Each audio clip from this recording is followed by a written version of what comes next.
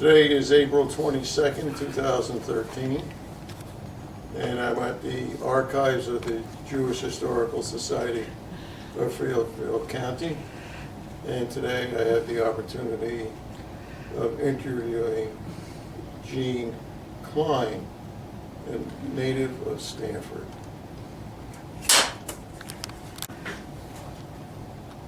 Morning, Jeanne.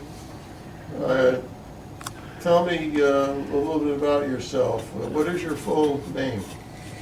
Jeanne Grace Klein. Actually, it was Grace Jean Klein, but my grandpa didn't like the name Grace, so he decided to call me Jeanne, and it's been Jeanne ever since. And I switched it around. What year were you born? I was born in December 26, 1926. And where were you born? In Stanford. At home or in the hospital? I believe in the hospital. And do you remember who your attending physician was? Yes, it was Dr. Nemoy. And That- I was one of those that he forgot to register. That was not unusual. But we took care of that. My dad did anyway. Which Dr. Lloyd? Which Dr. Nemoy? It was the senior Dr. Nemoy. Dr. Jacob. Yeah. That's right. And where did you live when you came out of the hospital? Well, my dad owned a house on Summer Street in Stanford, 1116 Summer Street, and that's where I lived until I was 12 years old.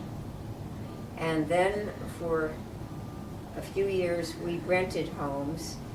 We moved to Morgan Street, and then 5th Street, and then Dad bought another house on Woodmere Road. So that's where I lived when I went off to college. And then when I came home, I guess I was in that house for another 9 months. No, I guess I got home from college, and I met Harold. Mhm. And shortly after that, Dad sold the house, and then they retired. Tell us a little bit about your childhood in Stanford. Did you have siblings at the time? I sure had siblings, and they were terrific. I had Beatrice, the oldest, then Ruth and Donald, and I was the youngest. Mhm. And they were all terrific to me. They treated me well. But I was a little bit independent, not in a negative way. It's just that I was left a lot to my own resources. And I made many friends. They lived in the neighborhood, and I always found somebody to play with and somebody to visit. Where did you go to school in I Stanford? went to Franklin School, Mhm. which was just out the back door and cut through the Koch's backyard, and I was at school. Mhm. We had a very deep lot.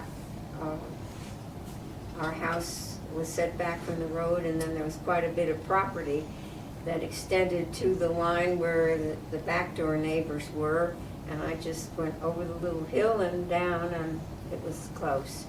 So I never had to be taken to school. And for many years, I went home for lunch. Those were the days when you went home for lunch if you lived close by. And we did, and back and forth to school. It was a lovely little school. I enjoyed the teachers. An interesting thing happened when I was in the 5th grade. I had a wonderful teacher named Miss Kennedy who loved birds, and she organized bird walks at 5 o'clock in the morning. So of course you had to get permission from your parents to get up that early and meet at a specific corner down near North Street, and we would walk to the woods over on Bedford Street. It was all woods, and we would go for a bird walk. And on the way to meeting at the corner of North Street, a milkman spotted me, and he was very upset. He said, "Little girl, where are you going at this hour of the morning?" He was very concerned. He said, do your mother and dad know where you are?" And I said, "Yes, they do. I'm meeting Miss Kennedy. We're going on a bird walk."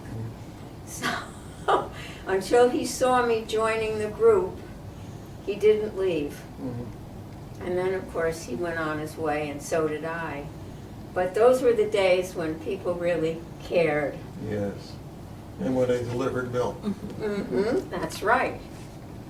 Tell us about your parents. Where did your mother come from? Or My how did mother she- came from Russia. Her parents, actually her father, came to this country first and set up a tailor shop.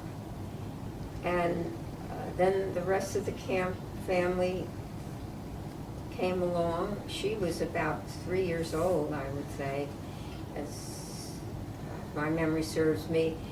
And the only one that didn't arrive with the rest of the family was my Uncle Ben, who was stopped at immigration because he had the chicken pox, and they wouldn't let him on the boat.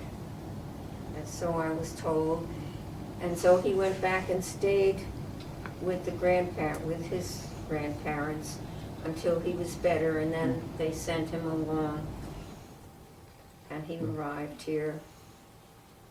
He was a wonderful fellow, and we really enjoyed our Uncle Benny because he later, as he grew up and became a responsible man, owned a wonderful boat. And we were a very close family. My mother took care of, she had 2 bachelor brothers, and they dined with us many times. And so, of course, we got to go on the boat many times. It was a lot of fun. So they all lived in Stanford? Yes, they did. My grandfather had a tailor shop and a dress shop. They enlarged it. My aunt and uncle worked with them. This was my Uncle Charles Ross and his wife, I'm not his wife, his sister, my Aunt Tilly, worked with their father. And then after their father died, they continued with that shop for some time.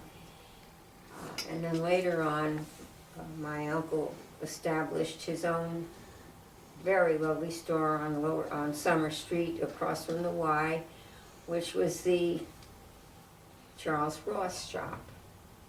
And he carried Nettleton shoes and lovely clothes, which my father enjoyed. What was the name of the tailor and dress shop? Was called the Ross What was shop. it? And where was Yes, that their located? name was Ross. My mother's maiden name was Ross, and it was on East Main Street, not too far from where the old Rialto Theater was. Across from near the fire department, not too far, a little bit more into town than the fire department. And what did your dad do for a living? My dad was in the meat business. He started with a horse and wagon, and he used to take that up to Bedford, New York, and buy beef, and then have it slaughtered there, and bring it back here, and distribute it to his customers that owned meat markets.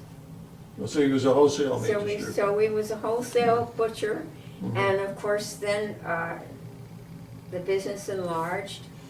He joined up with Samuel Lotstein, who was his partner, and like a brother. They got along very, very well. And the business grew.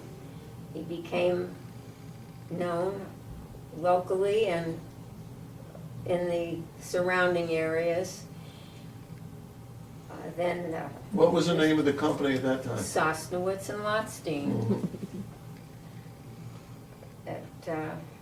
It had a very good name. The war came, and that Was it a kosher butcher shop, or no? No, No, it was not kosher. I'm trying to remember now about that. That's a good point.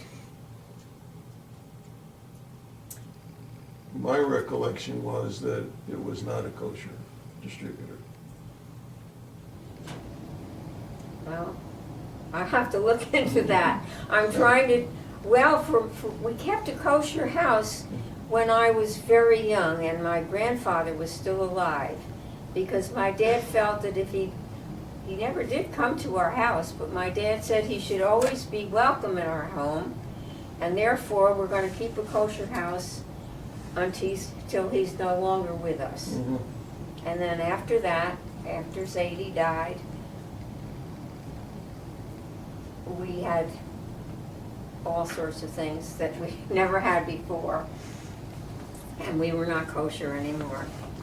Although my mother never did like bacon and ham, so we never had that anyway. As a youngster, did you go to Hebrew school? I went to Sunday school. Yes, I went to Temple Bethel, and I became confirmed there. Confirmed was not at that time a bat mitzvah. Well, we didn't have bat mitzvahs then. No, I didn't think No, it was like graduation from Sunday school. You covered all the material that they thought you should know by 14, and that was it. So you were confirmed, and we had a lovely ceremony and a little party at home. And that was a lot of fun. And of course, later on, our daughter was confirmed at Temple Bethel, and so was our son was bar mitzvah. His was official. And going back to your early education, you did mention Franklin School, and where did you go after that? After that, we went to Burdick. And related to Burdick, a very delightful thing happened. But I think I can take it back from the fact that when I graduated high school, we had a terrific president of our class who happened to be Bob Rich. And he happened to be a good friend of ours as well. And he was just an amazing chap. When we had our 50th reunion, he paid for the whole thing. He paid for it. Nobody could pay. It was on him. And the ensuing years, we'd have reunions, and it was very difficult. He said, give a contribution to the Stanford High School fund, which we did.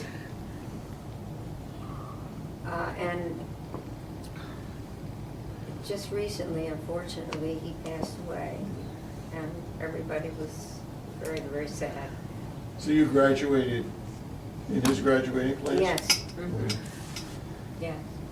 I didn't mention that in my notes at all. What year was that? 1944 is when we graduated. From? And Stanford High School. yes, and we were talking about Burdick. He got together with some of the other members of our class, and they decided that they would have a Burdick reunion. So we had, this was a much smaller group, I must say, but we gathered all, and he did most of the work, gathered all the alumni from our class, our Burdick class. We had all moved on from Burdick Junior High up to Stanford High, rounded us up, and there were maybe 35 people or so, and we had another little reunion at his yacht club, the Stanford Yacht Club, and that was just a short while ago. Yeah.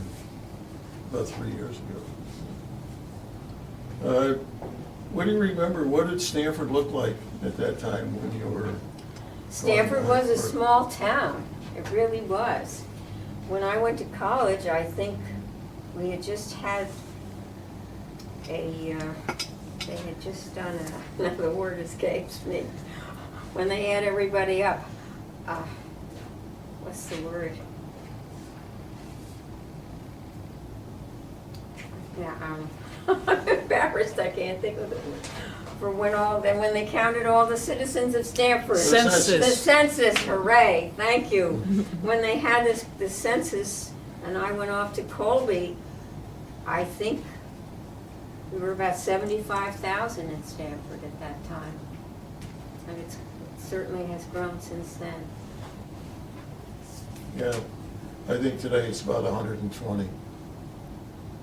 But of course, What do you remember about the downtown, the with the corporate- shopping areas? the corporate headquarters and the influx of people working here has quadrupled or sextupled, if there is such a word. I'm sorry, what was it? What do you remember about the downtown?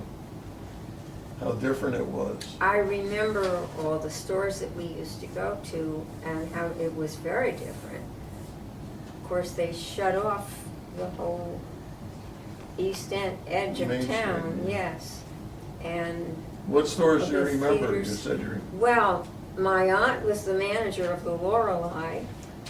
And of course, my sister was married, her first marriage, my sister Ruth, was to Myron Mantell, and there was Mantell and Martin's, and we loved that, and of course Frankel's, and the Palace Theater, and the Stamford Theater,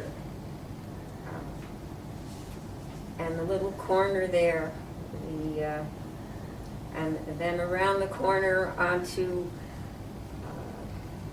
Bank Street, the La Surette, the Peckerman family, Yeah. and Dave Fendler's, Dorothy Dorothy Stein. Stein's, and Robin's, of course. It was, when you went into these stores, of course, you knew the people. And everything was so personal. Yeah. It was just a grand way to live. It was comfortable. It was, because there were no credit cards. That's right. Well, you did have your accounts there. You didn't always have to pay that moment that you found exactly what you wanted. And they did have beautiful things.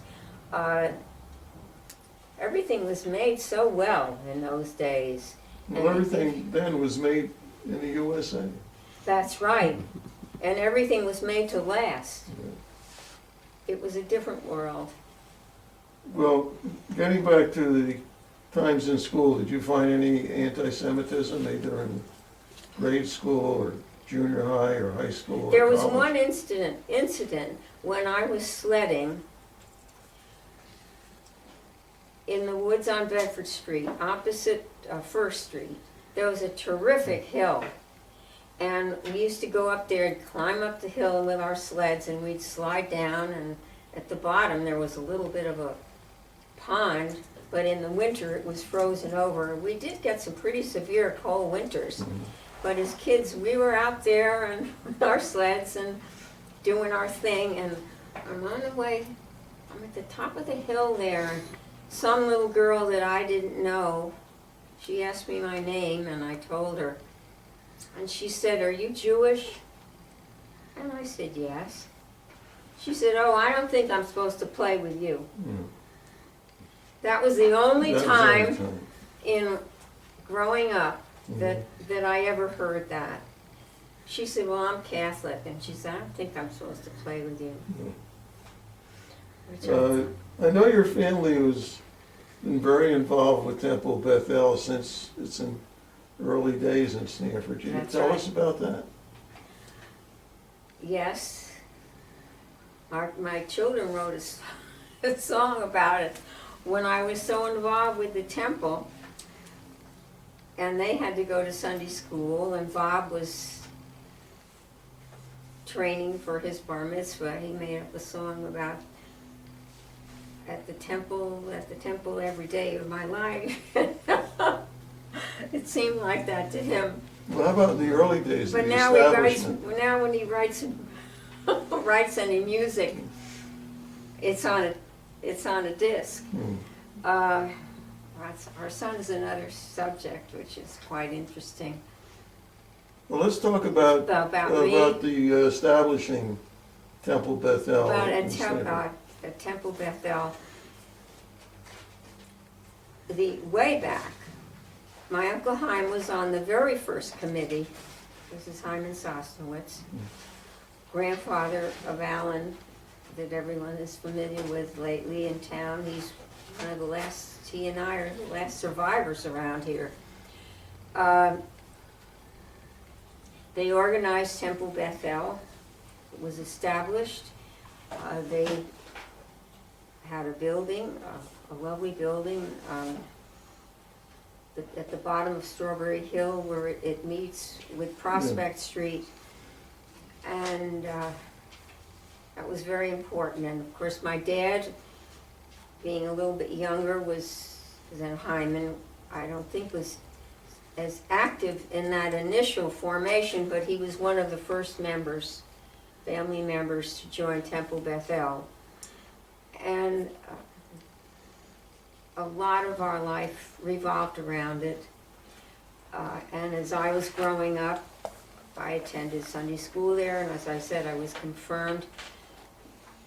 Then I became very active as my children went to Sunday school and were studying there as well. I was on the board of the sisterhood there, and then I became president. No, I did not. I became vice president of the sisterhood just the year after that my sister had been president. And I did a tremendous amount of work as vice president. I organized 2 years in a row the Thanksgiving dances, which we used to have, which were quite spectacular, I must say. They had a tradition of having this Thanksgiving dance, which was also a fundraiser, for many, many years. And we generally had it at Ladden's Terrace, which had a lovely big dance floor, and they prepared the food. And it was quite a grand celebration, and I did that, and then I organized a ballet for them through ballet etudes, and I had to present myself in front of the Stanford board to get that approved to sell tickets in the schools,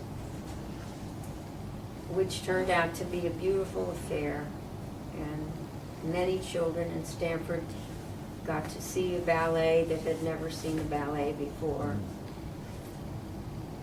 Wasn't your dad involved when they looked to move from Prospect Street to Roxbury Road? It wasn't my dad, it was my sister and her husband Jack Wofsy. Oh, They were consumed with that project for several years. They found the architect. They helped with the planning. They organized committees. They did a tremendous job. And they found the rabbi, because very close to that time, Rabbi Perlman, who had been our rabbi for many years on Prospect Street, retired. And so they found Rabbi Goldman. And they did a tremendous thing. They had board meetings at their home and just put a tremendous amount of effort into getting that temple established, which is really a beautiful site. And of course, we still go there. I was there last Friday. We lost a wonderful member of our congregation, Hyacinth Hoffman. And it was nice to be in that sanctuary, which is named after my family. what is the name of the sanctuary? It's called the Sosnowitz Sanctuary. Well, It's a little getting town. back to your personal life, tell us, how did you meet your husband? He was not a local person. No, he was not. It's a very roundabout story, but I'll make it brief.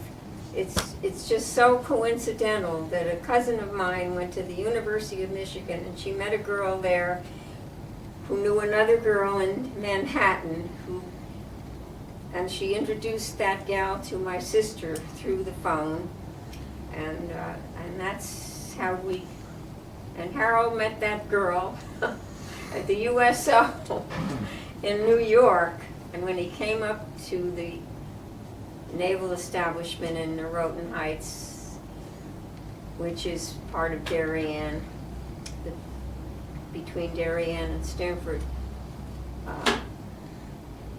Harold looked up my sister, and through my sister, met me.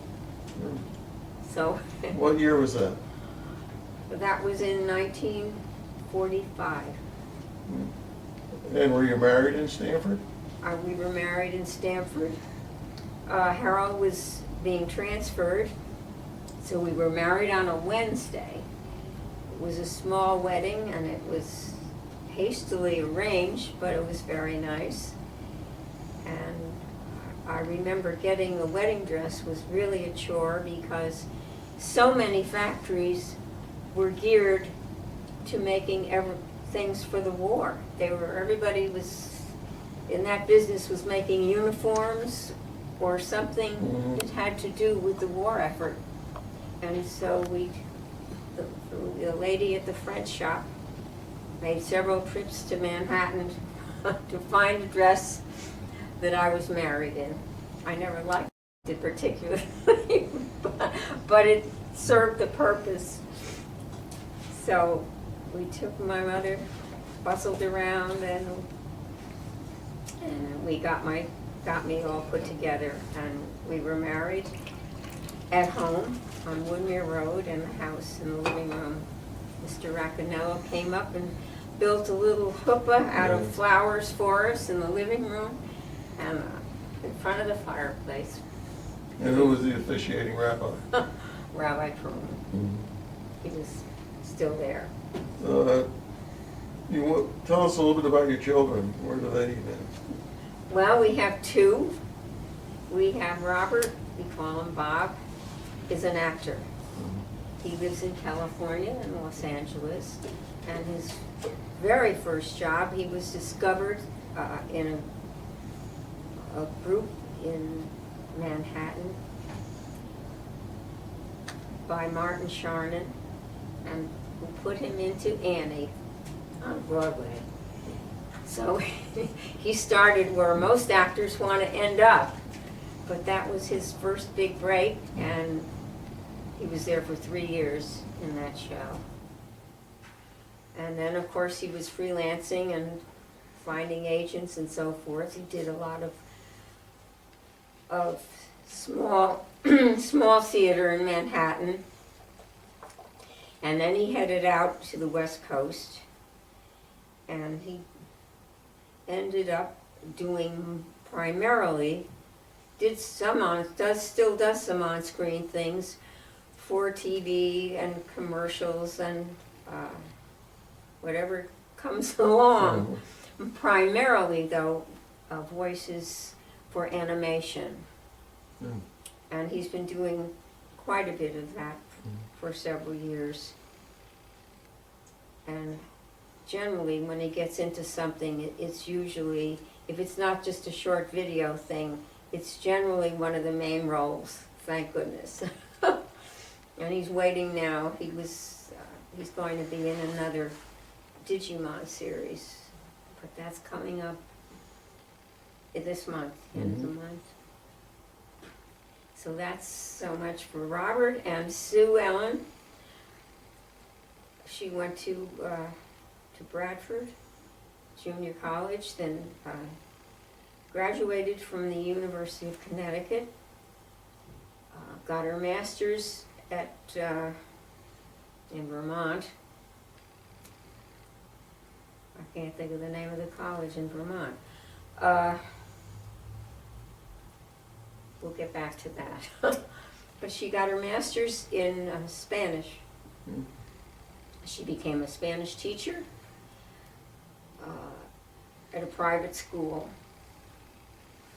And then she also taught at one of these language schools, like the Berlitz. the name of that escapes me. But they instructed primarily corporate people. And she was hired to teach the head of the international department at Olin Spanish. Mhm. And she would go into his office and work with him. And he said, "Sue Ellen, I'm going to offer you a job you can't refuse." He said, "I'm not learning Spanish as quickly as I would like to. Will you come and work for Olin?" And in the international department. So she did. Mhm. And she did that, and she helped them with their coordinating projects that they did in South America. And she did all of the translations and wrote up their contracts and handled that very well. And then as they phased out that part of their business, they said, "We need somebody in safety and health. Will you take a shot at that?" And she said, "Yes, I will." So they showed her around and they told her what she had to do, and then she became corporate safety administrator. And she was there for quite a while until she retired to get married and have a family. Well, tell us now that your children are grown, and you have been very involved with Temple Bethel, but what are your other interests? Well, while they were growing up, we were doing a lot of things. We did a lot of traveling. Of course, we always had somebody to stay with the children. When Harold had medical meetings, we would he was very active in an international medical organization.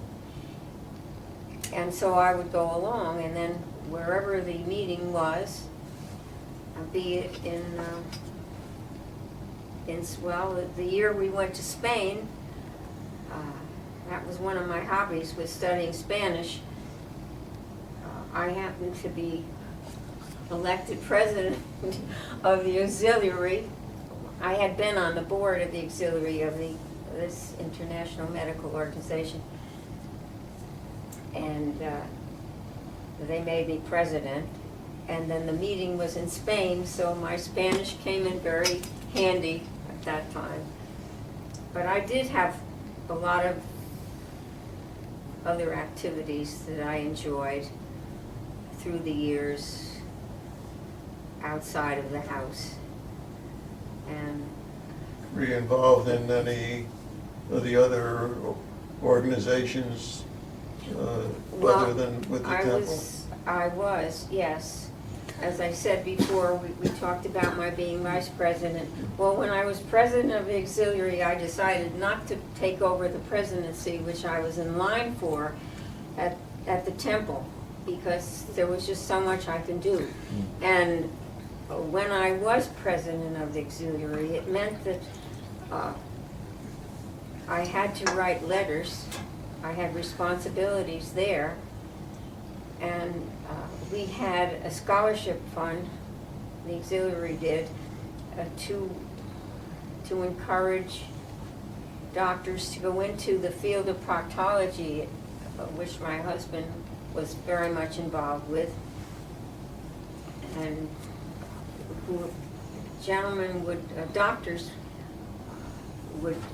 young doctors who were in medical school and were looking for scholarships would apply, and I had to send out, as one of my jobs, letters to every medical university in the world, because it was an international organization, and ask them to post our announcements in an obvious place so that the students could follow through and apply if they were so interested. And so I just didn't have time for everything.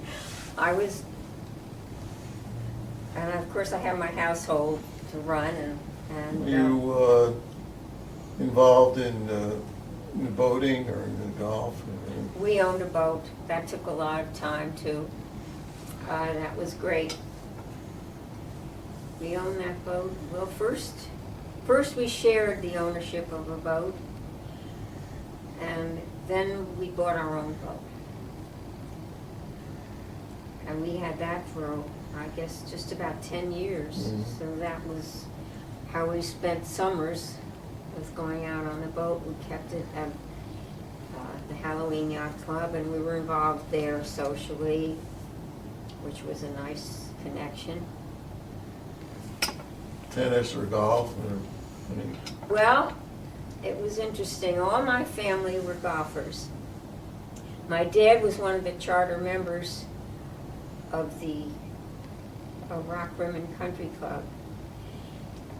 And he was an ardent golfer. My sister Ruthie could have been in, she should have been, well, she was a champ wherever she played.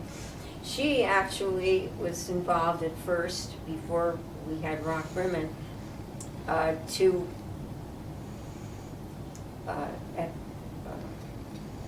Hubbard Heights, we called it, which became the Gaynor Brennan golf course.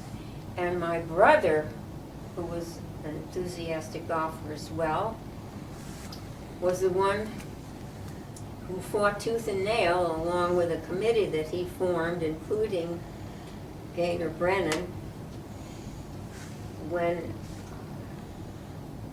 the Hubbard Heights, which was a private golf course, was up for sale. My brother, along with the people he put together, convinced the city, and it was a fight, to buy Hubbard Heights, and they won. They won the battle, and they got it. And of course, if you go by there any day of the week now that the weather has changed, you won't find a parking space because it's well utilized by the city, and it was just a wonderful thing that Donald did. Well, So my whole family, and my sister Ruth was a champ there. She organized the Women's League at Hubbard Heights, which then became E. Gaynor Brennan, and then they joined Rock Rimmon after that got underway, and they belonged there. Harold and I were the only ones that didn't belong to the club because we had a boat. But I still had a feeling maybe I ought to learn how to play golf. So I took it up, and I started before Harold. And then I convinced him. He came along and did it too. And we really enjoy the game. It's great exercise, keeps us young and fit. now that we've gone through that, and you've been in Stanford virtually as a native, we'll say, do you think that it's better today, or was it better in the good old days?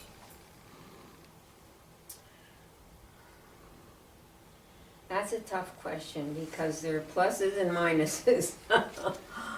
I liked it the way it was before. I knew everybody in the temple. I knew everybody when I went downtown. It's not as friendly as it used to be. Everybody knew everybody. I guess I liked it before. Is there anything that we've missed that you'd like to mention on the interview? Can I take a look at my notes? Sure, go right ahead. How about your art? Well, I never knew that I could be an artist, really. But I guess we went to a summer resort. that was another interesting thing that my husband did. We met some people in Florida, and it was at the Safety Harbor Spa. And Harold worked there for 2 weeks, and we had a free vacation. It was grand.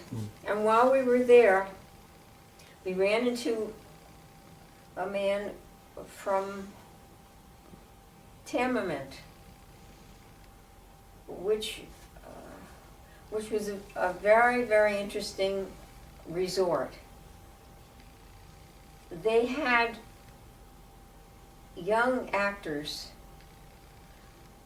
and people in show business putting on weekly performances for everybody who stayed there.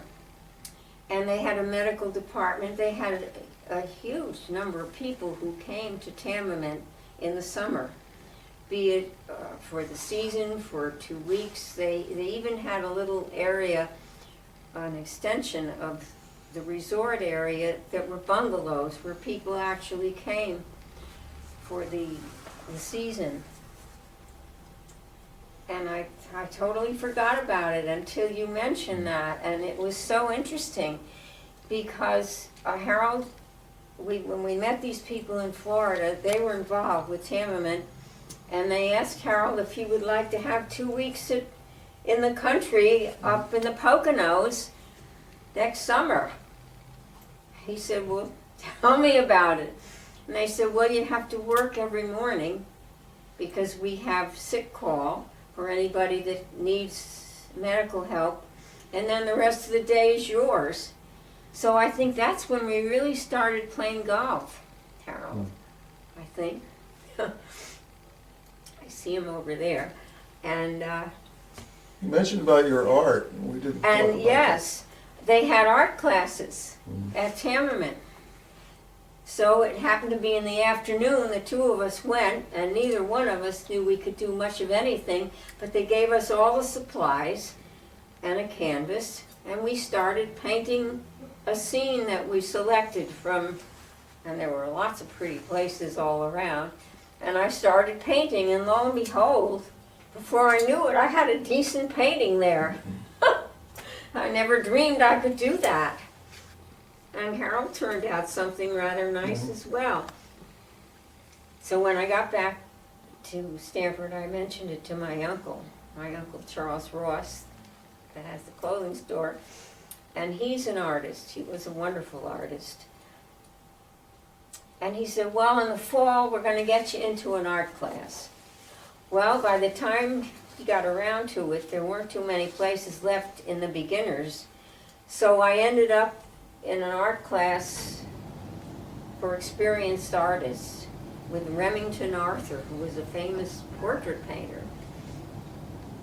And I kept doing my thing there. And then the following year, I found another teacher.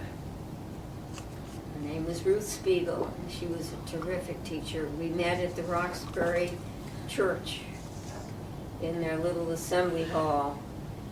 And I turned out some remarkable things that I never thought I could do.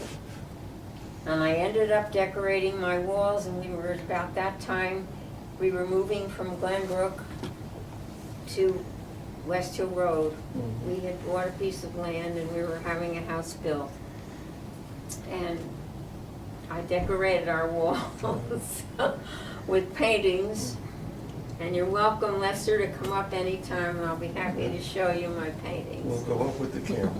They're magnificent. And all because we met someone in Florida who got us to Tamament, and we tried our hand. We even sculpted with Dina Pizet, and Harold did a very lovely sculpture. Well, that's and, great. And I did a few pieces that we still look at and we admire. Being in the right place at the right time. That's right. It's fate. It's remarkable how many things shape our lives. And Yes. as I look back as a senior citizen, I'm amazed. And when I started to write these little notes about things that I'd forgotten, She could be an excellent commercial artist. I don't know if I'm that good, but I know you could. I did, I did a lot better than I thought I ever could do in some of my portraits. Well, I want to thank you very much. I think we've covered a lot of interesting information about the Sosnowitz family and I the hope growing I, up in Stanford. I hope I didn't leave anybody out. I didn't tell her what a wonderful cook you were. Well, we didn't talk about cooking. Well, thank you very much.